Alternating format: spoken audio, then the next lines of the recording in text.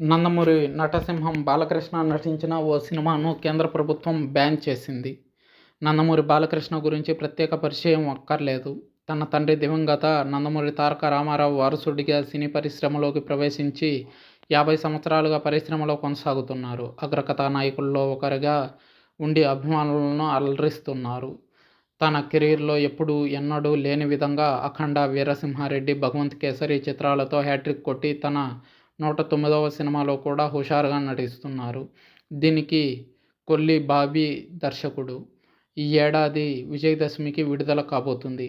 50 ఏళ్లు పూర్తి చేసుకోబోతున్న బాలయ్య వచ్చే నెల 29వ తేదీతో సినీ పరిశ్రమలోకి అడుగుపెట్టి 50 సంవత్సరాలు పూర్తి చేసుకోబోతున్న అరుదైన వ్యక్తిగా నిలవబోతున్నారు బాలకృష్ణ. ఈ సందర్భంగా తెలుగు చిత్ర పరిశ్రమ బాలకృష్ణను ఘనంగా సత్కరించబోతుంది. బాలయ్య తొలి చిత్రం తాతమ్మ కళ అనేక వివాదాలకు నిలయంగా నిలిచింది. దానికి సంబంధించిన విశేషాలను తెలుసుకుందాం. ఏదైనా ఒక వర్గం లేదంటే ఎవరివైనా మనోభావాలు దెబ్బతినేలా సినిమాను తీస్తే కేంద్ర ప్రభుత్వం లేదా రాష్ట్ర ప్రభుత్వాలు బ్యాన్ చేసిన సందర్భాలు మన దేశంలో చాలానే ఉన్నాయి. సీనియర్ ఎన్టీఆర్ తాతమ్మ కళను స్వీయ దర్శకత్వంలో తీయడంతో పాటు ఆయనే హీరోగా, భానుమతి హీరోయిన్గా నటించారు.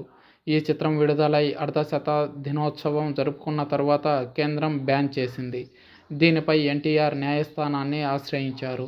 తర్వాత కేంద్రం సూచనలకు అనుగుణంగా కొన్ని మార్పులు చేర్పులు చేసి 1975 సంక్రాంతికి మళ్లీ విడుదల చేసి బ్లాక్ బస్టర్ విజయాన్ని అందుకున్నారు.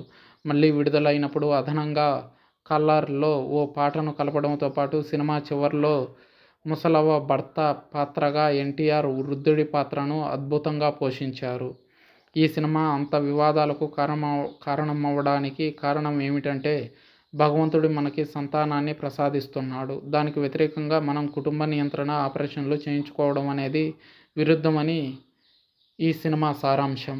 అంతేకాకుండా భూ గరిష్ట చట్టాన్ని కూడా ఈ సినిమా వ్యతిరేకించింది. ఈ రెండు అంశాల్లో ప్రధానంగా కుటుంబ నియంత్రణ ఆపరేషన్ల అంశంపైనే కేంద్ర ప్రభుత్వం బ్యాన్ విధించింది. ఈ సినిమాలో ఎన్టీఆర్, భానుమతి పోటీపడి మరీ నటించారు.